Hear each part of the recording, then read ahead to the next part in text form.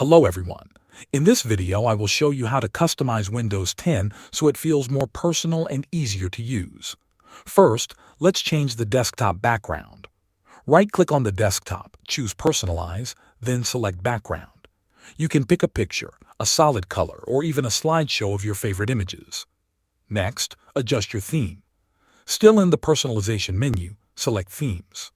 A theme changes your wallpaper, accent colors, and sounds all at once. You can browse for new themes in the Microsoft Store if you want more options. Now, let's change the colors of Windows. Go to the Colors tab. Here you can pick your accent color and decide if you want dark mode, light mode, or a mix. You can also make the taskbar and Start menu use your chosen color. If you want to customize the Start menu, open Settings, then go to Personalization and select Start. You can choose to show more tiles, recently added apps, or suggested apps. For the taskbar, go back to Personalization and select Taskbar. You can move the taskbar to the top, bottom, left, or right of the screen.